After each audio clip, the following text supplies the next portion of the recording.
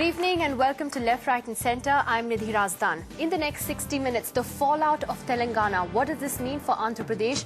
But more importantly, what does it mean for India? Also tonight, as India become the #1 test team in the world, how can test cricket be revived? Joining me on the programme tonight, Union Minister for Minority and Corporate Affairs, Mr. Salman Khurshid. Executive Member of the BJP and MD and Editor of The Pioneer, Mr. Chandan Mitra. Management Guru and columnist Suhail Seth. And from Bangalore, we're joined by author and historian Ram Guha. Later in the programme, we'll also be joined by former India captain M.A.K. Patodi. But first tonight, faced with an unexpected backlash over the announcement of a new Telangana state, the government is doing some serious damage control and moving very cautiously. The Prime Minister said today that nothing will be done in haste. That comes as more than 120 MLAs, including more than 50 from the Congress, have resigned in protest. Protests have also broken out today in coastal Andhra Pradesh and Rayalaseema. Meanwhile, the demands for other states are gaining momentum, like Gorkhaland. Bringing us to our first question tonight, has Telangana opened up a Pandora's box? Mr. Khurshid, to you first. There are essentially two issues that arise from this bombshell announcement, as it were. One is the way in which the centre handled the situation, and then the merits or demerits of having smaller states.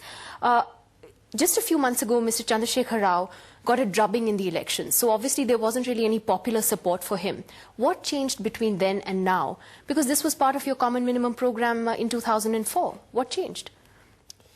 Well, let's be clear that the Congress party is not necessarily opposed to smaller states. Traditionally, we did think that was a bad idea, but we are not now opposed to smaller states. We've supported the 3 states that were formed in North India. But there is this caution. You don't want to, open the floodgates and that have everybody ask for a viable or unviable state. And therefore, it was felt that it was best left to a states reorganization commission. But periodically things happen, politics takes a particular turn, you make assessments and given the circumstances in which you have to take a decision, sometimes you do take a decision. And I think Telangana is one such situation. But there is a lot yet to be done in Telangana. I think a crisis did develop and we wanted to diffuse the crisis, which we have, I hope, despite the fact that there are aftershocks. But I think there's a lot still to be done in Telangana before we finally arrive at their destination. Was it right for the government to have made this announcement in these circumstances, when you have this gentleman who goes on a fast, which many see as, political blackmail more than anything else? You're admitting that you wanted to diffuse tensions, and therefore that's the reason why this announcement was made. Well, when you're in the hot seat, a decision like this can always, seen from a particular angle, look unwarranted or a decision taken in haste. But I think in the hot seat is a very difficult position to be in. And not everything that goes into that decision is factored in is actually available in the public, and not is it advisable to bring everything out in the public.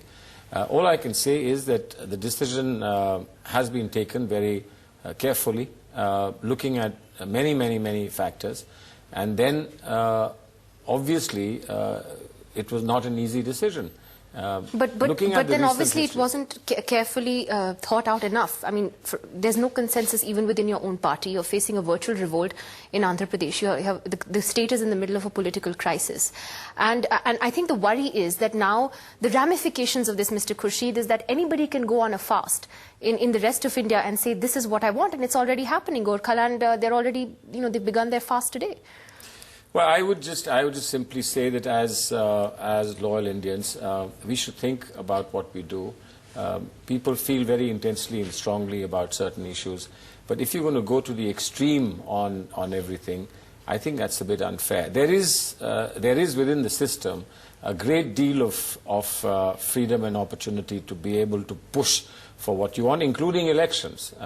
Let's not discount elections entirely. You just mentioned that elections gave a different indication as far as Telangana and Andhra Pradesh. But when the state Tuba.com,